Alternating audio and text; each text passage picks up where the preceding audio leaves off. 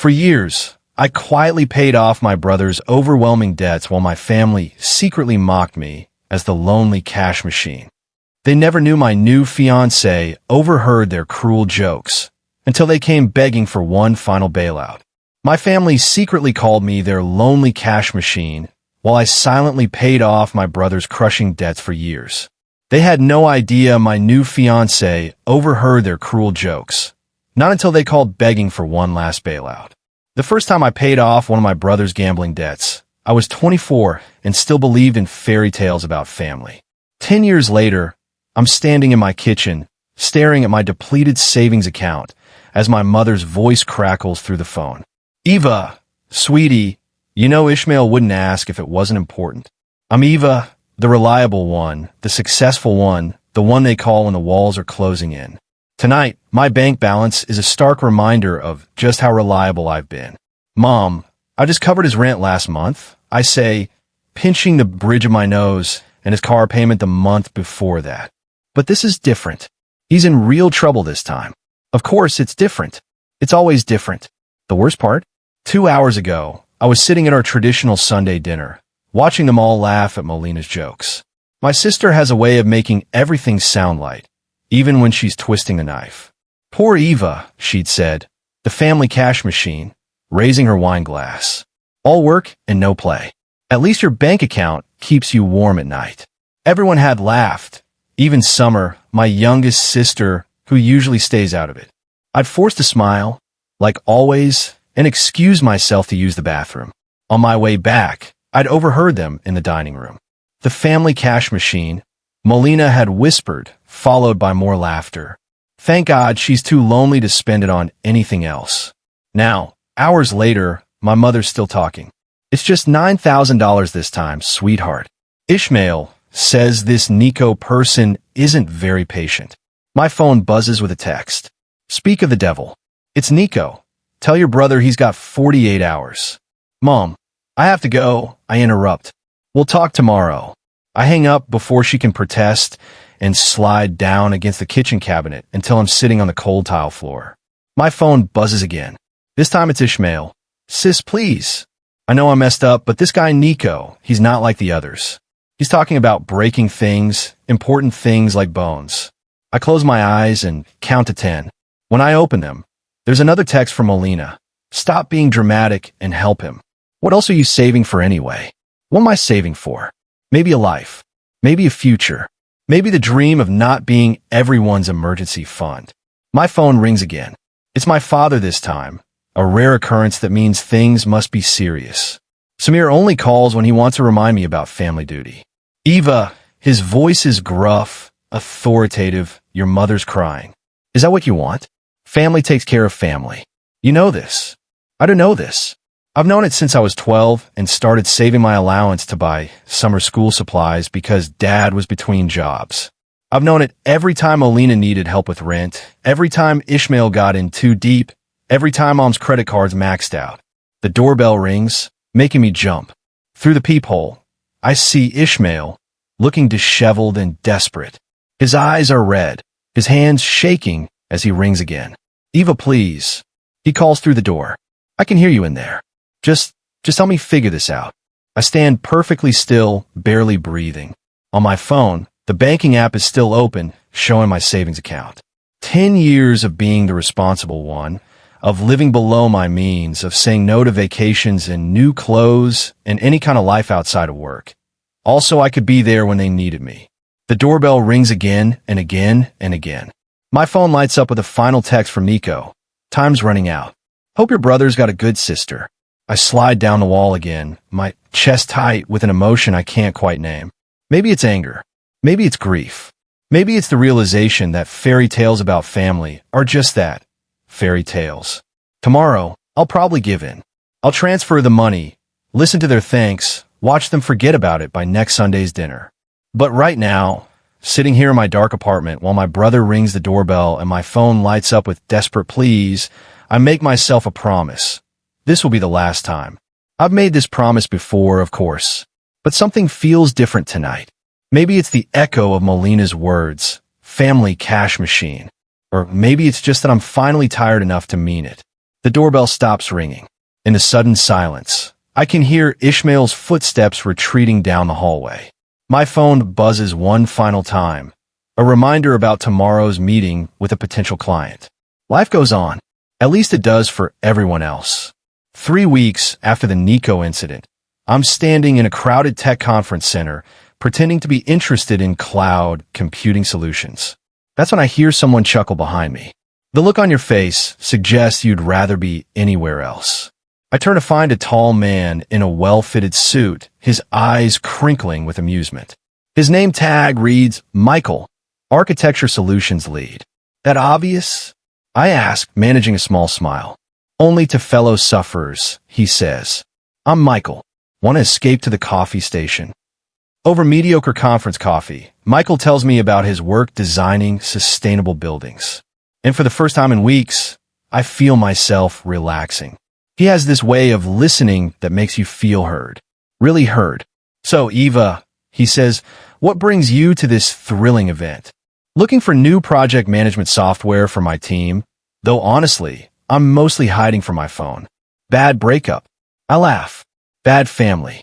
They're complicated, aren't they all? He pauses, then adds, hey, there's this amazing Italian place around the corner. Their pasta could make you forget any family drama. What do you say? I should say no. I have 3 missed calls from Ishmael and a text from Mom about urgent family matters. But Michael's smile is genuine, and for once, I want something for myself. Lead the way. The restaurant is small and warm, with red checkered tablecloths and candles and wine bottles. Michael orders wine and talks about his sister, Stacy, who sounds refreshingly normal. She's actually having a barbecue this weekend, he says. Would you like to come? My phone buzzes. Molina, Mom's crying because you won't answer. Hope you're proud of yourself. I turn my phone face down. I'd love to. The barbecue is nothing like my family gatherings. Stacy greets me with a genuine hug.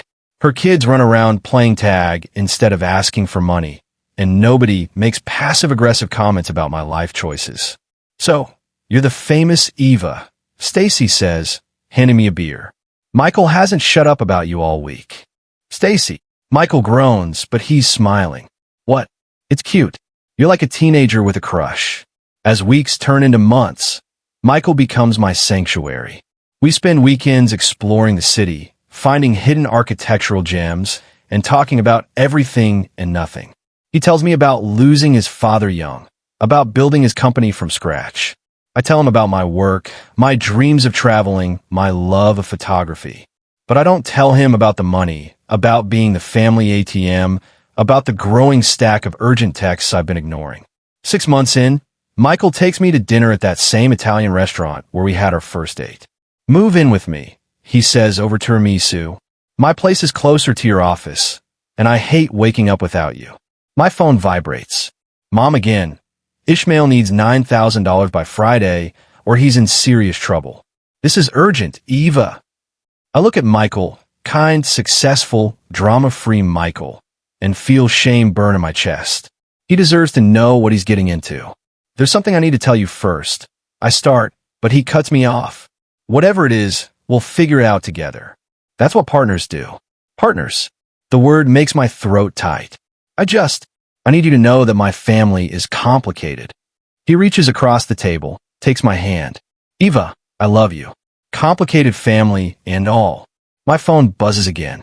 This time it's summer. Everything's perfect, please. He really messed up this time. Michael squeezes my hand. Everything okay? I should tell him about the money, the manipulation, the endless demands, about how my savings account is a fraction of what it should be because I can't say no to them. Instead, I squeeze back and say, everything's perfect. Later that night, lying in bed at Michael's place. Our place now, I suppose, I stare at the ceiling while he sleeps peacefully beside me. My phone lights up one last time. Mom, if you don't help your brother, whatever happens is on your hands. I raised you better than this. I turn off my phone completely, curl into Michael's warmth, and try to believe that I deserve this happiness, that I can have this new life without the weight of my family's expectations. But as I drift off to sleep, I can't shake the feeling that everything's about to change. Because that's the thing about family secrets. They never stay buried forever, and mine are about to come crashing down around me. Michael proposes on a misty morning by the lake, down on one knee with a vintage ring that belonged to his grandmother. It's perfect, simple, sincere, just like him. I say yes through tears, finally believing I deserve this happiness. We should tell your family in person, he says later as we're driving home. Have them over for dinner. My stomach tightens, but I nod. They'll want to celebrate. They arrive at our apartment that evening in unusually high spirits. Even Molina is beaming, pulling me into a tight hug. Look at you, she gushes, examining my ring. Finally joining the grown-up world. Mom can't stop crying, she says, dabbing at her eyes with a tissue. My baby girl getting married to such a successful man. I catch the emphasis on successful, but force a smile. Michael's in the kitchen preparing his signature lasagna, while I pour wine and try to keep the conversation light. Eva, you're glowing, Molina says, touching my cheek. Marriage suits you already. And Michael? Summer nods enthusiastically. Well, you certainly picked a winner. This place is gorgeous. You're so lucky, sis. The evening flows surprisingly well. No one mentions money or Ishmael's troubles. Even Dad, who showed up late, seems genuinely happy for me. During dessert, my phone rings. It's work, I say, standing. I have to take this. It's about the Singapore project. I step into the hallway, leaving everyone chatting over tiramisu. The call is quick, just a scheduling issue. But as I'm heading back, I hear voices from the dining room. I pause, an old habit from years of eavesdropping to gauge my family's true feelings. It's about time she landed someone wealthy, Molina's saying, her voice low but clear. God knows she's been hoarding her money long enough. Shoo, Mom whispers, but she's laughing. You're right. Maybe now she'll stop being so stingy with family. Please, Molina. Michael appears in the hallway, snorts. Now that she's got a rich fiancé, tapping her will be so much easier. Michael seems like the type who'd want to help family. We should wait, though, Mom adds. Let them get married first. Then we can bring up Ishmael's situation. I feel sick. My hands are shaking, and I want to burst in to confront them. But then I hear movement. Michael appears in the hallway, his face unreadable. How long has he been standing there? Our eyes meet. He heard everything. I open my mouth, but he shakes his head slightly and walks past me, back to the dining room. His voice is perfectly normal as he offers everyone coffee, but I can feel the shift in him. The rest of the evening passes in a blur. My family leaves with hugs and kisses. Mom already talking about wedding venues and guest lists. Molina squeezes my arm and whispers, "We'll go dress shopping soon, little sister." After they're gone, Michael and I clean up in silence. I'm waiting for him to speak, to ask questions, to judge me. Instead, he just loads the dishwasher, his movements mechanical. Finally, I can't take it anymore. Michael, how long? He asks quietly, not looking at me. How long have they been using you like this? I should have told you. Yes. He turns and his eyes are sad. You should have. I was ashamed. I whisper. I didn't want you to see, to know. To know what? That your family treats you like an ATM? That they're already planning how to use our marriage for money. Tears spill down my cheeks. I'm sorry. He crosses the kitchen and pulls me into his arms. Don't apologize. You're not the one who should be sorry. I thought tonight would be different, I say into his chest. They seemed so happy. They were happy, he says grimly. Happy about what they think they can get from us. I pull back, wiping my eyes. What do we do? First, you tell me everything. No more secrets, Eva. If we're getting married, I need to know what I'm walking into. So I tell him about the years of bailouts and guilt trips, about Ishmael's gambling and Mom's emotional manipulation, about Molina's subtle digs and Dad's selective appearances when money's involved. When I finish, Michael's quiet for a long moment. Then he says, "You know this has to stop." I know, and for the first time, I really do know. Hearing them plot to use my marriage, to use Michael, it's different somehow. Worse. We'll figure out together, he says, kissing my forehead. But Eva, no more enabling. No more sacrificing yourself for people who don't appreciate you. I nod, but my phone's already buzzing with a new message. Ishmael, congratulations, sis. Since you're celebrating, any chance you could help me out with a small problem? I stare at the message, my finger hovering over the reply button. Old habits die hard. The call comes at 3 a.m., 1 week after the engagement dinner. My phone vibrates against the nightstand, Mom's name flashing on the screen. Eva. Her voice is shrill with panic. You need to come over right now. Nico's here with 2 men.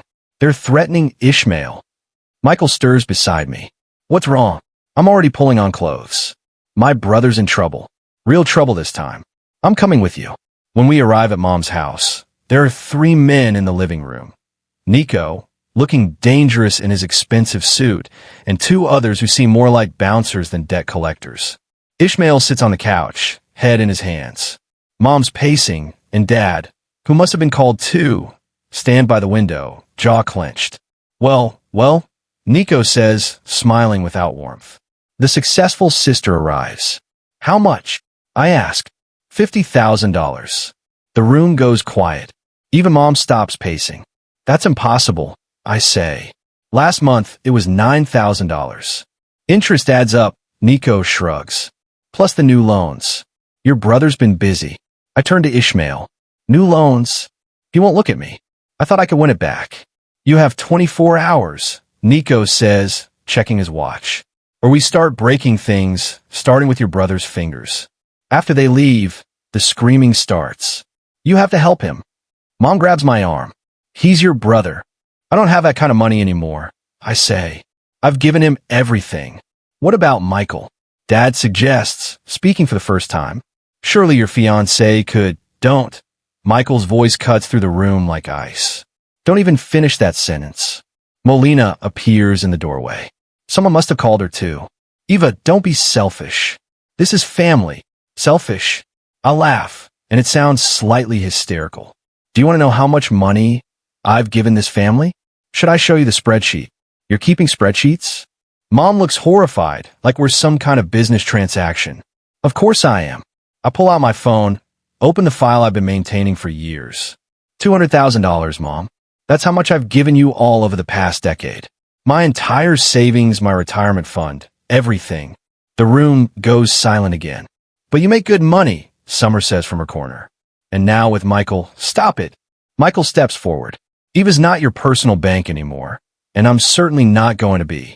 We're trying to save your brother's life. Mom shrieks. No, I say quietly. You're trying to save him from consequences again. Ishmael finally looks up. His eyes are red. Sis, please.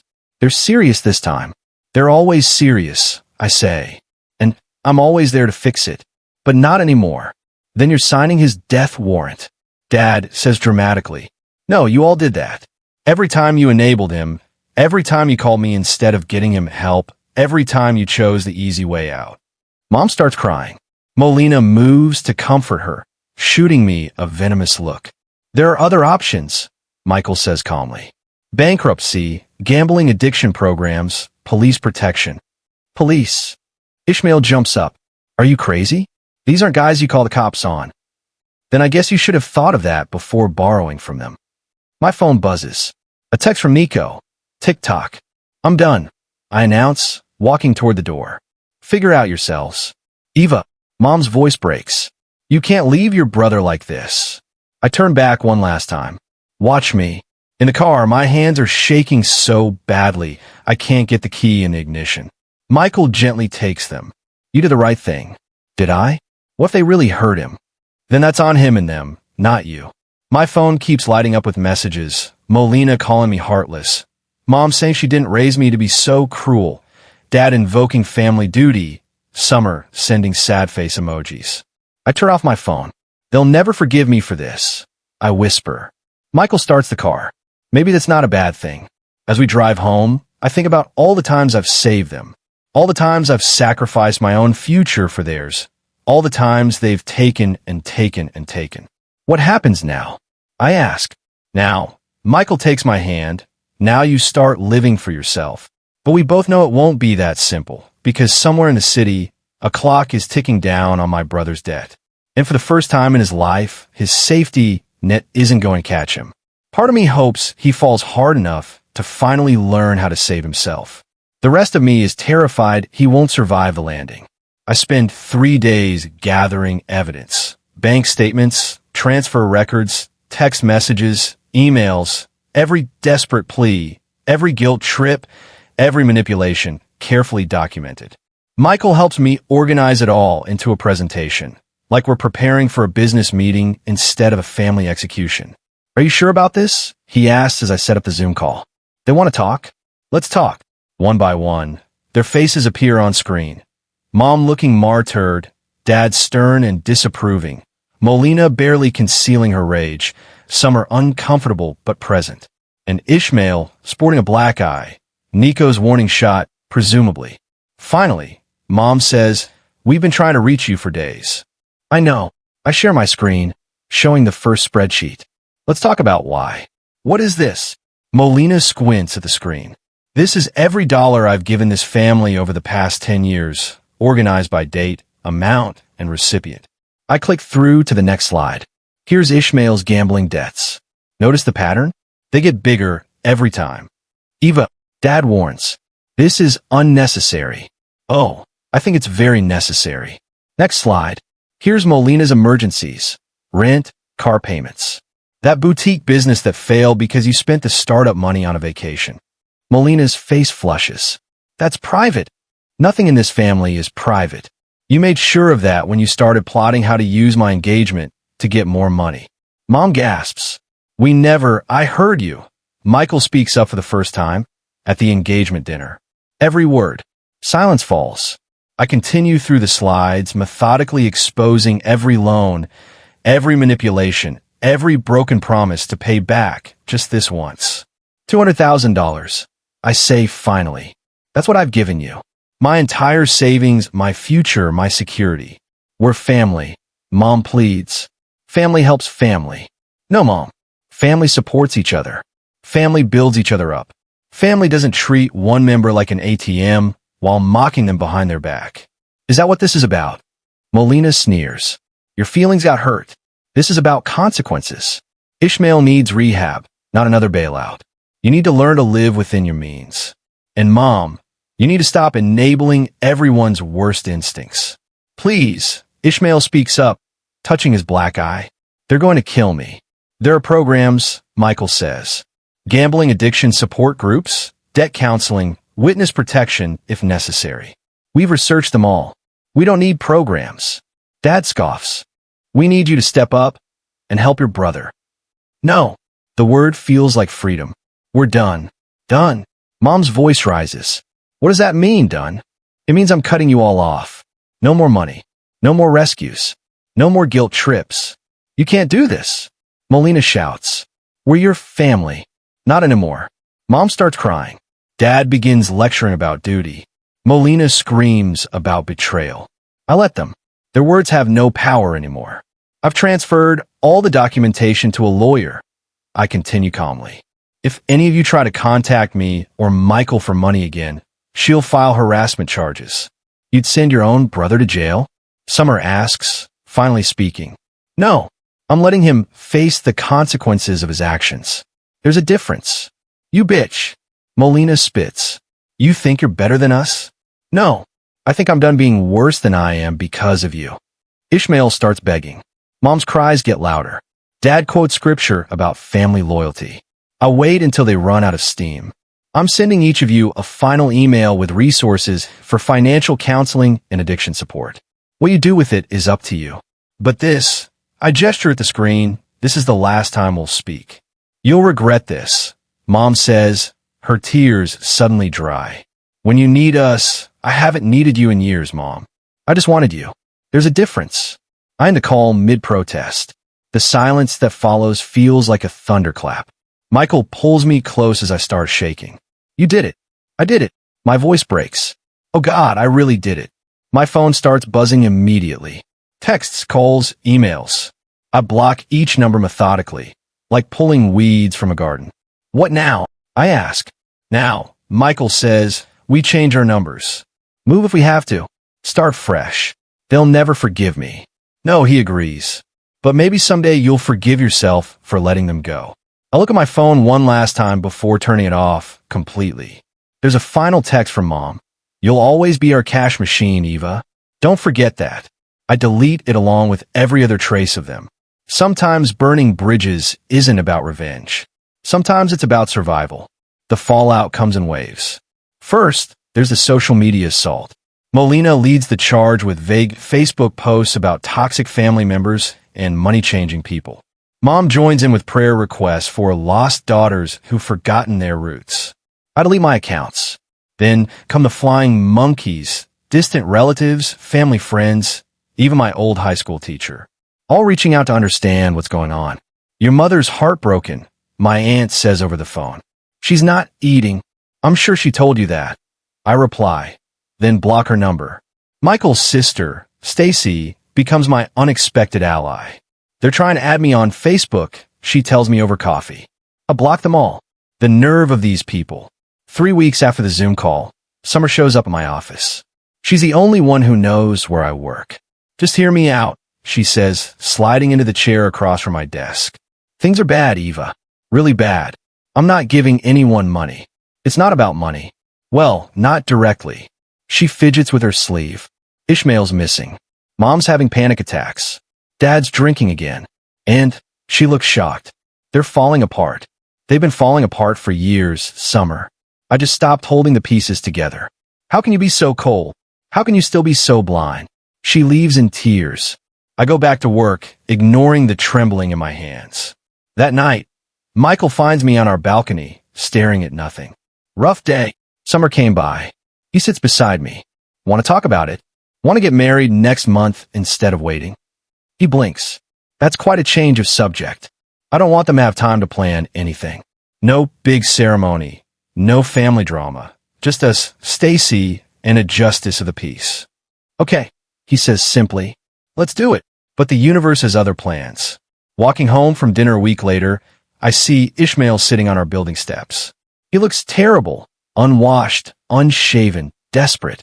Don't run, he calls out as I freeze. Please, Eva. 5 minutes. Michael steps forward protectively, but I touch his arm. Wait here. I approach my brother, staying out of reach. You look awful.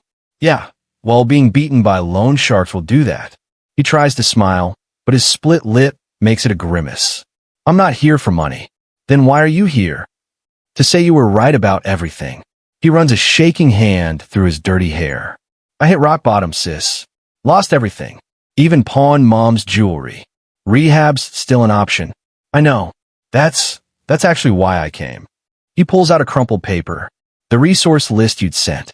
This place you recommended. They have a scholarship program. I applied. Good. They accepted me. His voice cracks. I start tomorrow. 90 days inpatient. Something in my chest loosens slightly. I'm glad.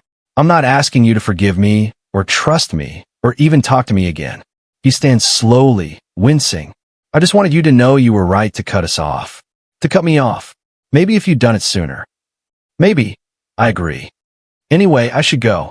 Got a bus to catch. He takes a step, stumbles slightly. Be happy, Eva. You deserve it. I watch him limp away, fighting the urge to help, to give him bus fare, to fall back into old patterns. Michael comes up beside me. You okay? No, I admit. But I will be. That night, I get an email from Summer.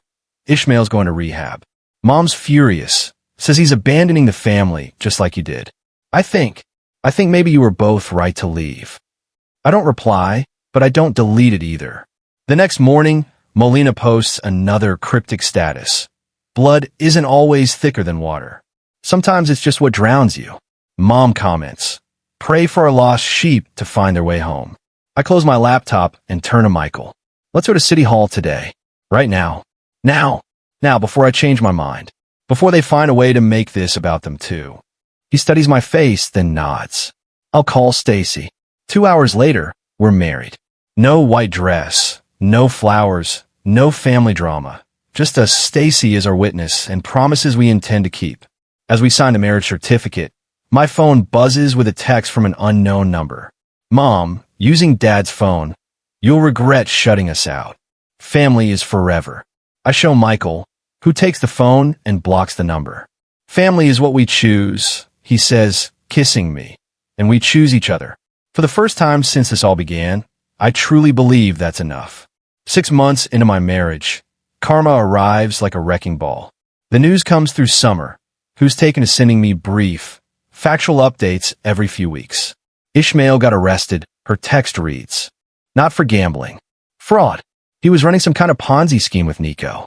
Molina co-signed for loans. Mom and Dad put up their house as collateral.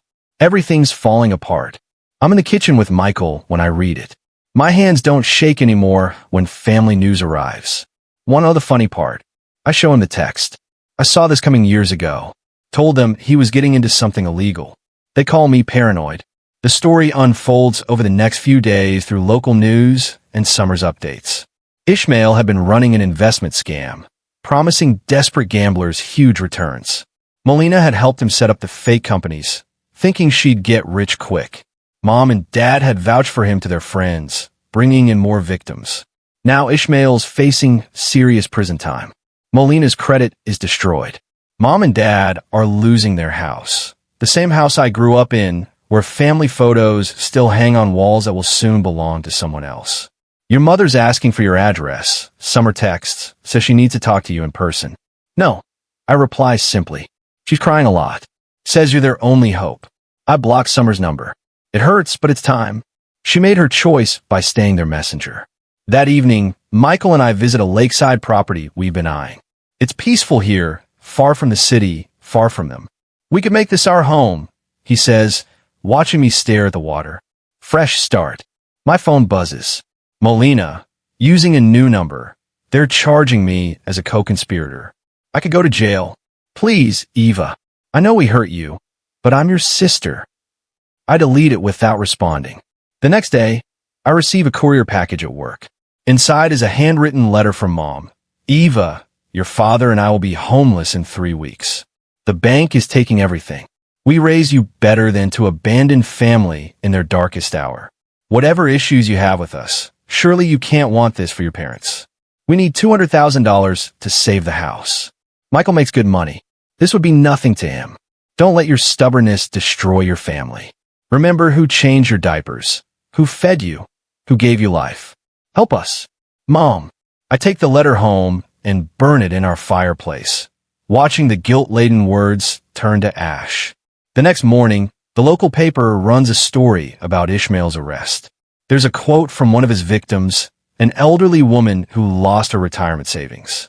My stomach turns when I recognize the name. She was our neighbor when I was growing up. Used to bake cookies for us kids. Karma, Michael says when I show him. They preyed on their own community. They always did, I reply. I was just the first victim. Days pass. More news breaks. More victims come forward. Molina gets arrested. Mom and Dad face lawsuits from friends they convinced to invest. Their world is crumbling. And for the first time in my life, I'm not there to catch the pieces. Instead, I'm signing papers on the lake house, planning renovations, living. Your sister Molina took a plea deal, our lawyer informs us. She's testifying against Ishmael. 5 years instead of 20. Family loyalty at its finest, Michael comments dryly. That night, I dream of drowning in bills. Of Ishmael's desperate face. A mom's tears. I wake up gasping. Michael holds me. Want to talk about it? No, I say. I want to pack. We spend the weekend moving into our lake house. It's therapeutic. Arranging furniture, hanging art, making plans. No family photos on these walls. No guilt in these rooms. As we're unpacking, I find a box of old cards and letters. Birthday wishes from Mom. Christmas cards from Molina. Notes from Ishmael promising to pay me back. A lifetime of manipulation disguised as love. I take the box to the dock and drop it into the lake. The water swallows it without a ripple. My phone lights up one last time. A news alert. Ishmael's sentencing is tomorrow. Mom and Dad's house goes up for auction next week. Molina's starting her prison term soon. I delete the alert and turn off my phone. You okay? Michael asks from the doorway. I look out at the peaceful lake, at our new beginning, at the life we're building without their chaos. Yes, I say. And for the first time, it's not a lie. Sometimes the best revenge isn't action, it's absence. The morning sun glints off the lake as I sit at my desk, fingers hovering over my keyboard. Michael's still asleep upstairs, and the house is quiet except for the gentle lapping of waves against our dock. I open a new document and start typing. Dear younger Eva. The doorbell interrupts my thoughts. Through the security camera, I see Summer standing on our porch, looking nervous but determined. I consider not answering, but something in her posture makes me open the door. Before you slam the door, she says quickly, I'm not here as their messenger. I'm here for me. I leave the door open, but don't invite her in. Talk. I left them too. She hugs herself, looking small. After seeing what they did to that sweet old lady from our street, I couldn't anymore. Mom tried to convince me to invest my savings in Ishmael's scheme. That's when I knew you were right all along. Come in, I say finally. Coffee. In the kitchen, Summer tells me everything. How Molina's been writing angry letters from prison, blaming everyone but herself. How Mom and Dad are living in a cheap motel, still insisting they did nothing wrong. How Ishmael got 20 years. They're talking about appealing to you again, she admits. They think enough time has passed that maybe you'll I know. That's partly why I'm here. She pulls out some papers. I need your help with something, but not money. I'm way back to school, starting over. Would you be my reference? You're the only successful person I know who got there honestly. I study my younger sister's face. There's something different there. A clarity that wasn't there before. Okay, I say. But first, I need you to read something. I show her my laptop screen, the letter I was writing. Dear younger Eva, I'm sorry I let them dim your light for so long. I'm sorry I taught you that love means emptying yourself to fill others. I'm sorry I made you believe that family obligations were more important than your own dreams. But I'm not sorry anymore. Summer reads silently, tears rolling down her cheeks. When she finishes, she looks up. Can I add something? I nod. She types, Dear younger Summer, I'm sorry I watched them drain you dry and said nothing. I'm sorry I was a coward, but I'm learning from your strength. We spend the morning writing letters to our younger selves, letting out years of suppressed truth. When Michael comes downstairs, he finds us both crying and laughing over coffee. Everything okay? He asks cautiously. Getting there, I say. Summer stays for lunch. We talk about her plans for school, about healing, about building a life that's truly ours. She's different now, harder in some ways, but clearer like me. After she leaves, I finish my letter. You'll learn that real love doesn't demand your self-destruction. You'll learn that family isn't about blood or obligation. It's about choice and respect. You'll learn that sometimes the strongest thing you can do is walk away. And one day, you'll sit in a beautiful house by a lake with a husband who loves you and a sister who finally understands. And you'll realize you're not just surviving anymore. You're living. Love, the Eva who finally chose herself. I print the letter and add one more thing, my updated will. Michael and I have discussed this at length. Our future children, if we have them, will inherit most of our estate. The rest goes to a new foundation we're establishing, the Forward Fund, helping people escape financial abuse from family members. Not a penny goes to my parents or older siblings. That's the last piece, I tell Michael as I sign the documents. No more loose ends. He kisses my forehead. Proud of you. My phone buzzes. A text from Summer. Thank you for today. For everything. For showing me there's another way. Outside, the lake sparkles in the afternoon sun. I think about Mom and Dad in their motel room. About Molina in her prison cell. About Ishmael facing 2 decades behind bars. I think about karma and justice and peace. I close my laptop, take Michael's hand, and walk out to our dock. The water is calm, reflecting the sky like a mirror. In its surface, I see my reflection, clear, strong, free. Sometimes revenge isn't about making others hurt. Sometimes it's about making yourself whole. Sometimes it's about writing a new story. One where you're not the victim, or the savior, or the cash machine. Just yourself. Finally, completely yourself. And that's enough.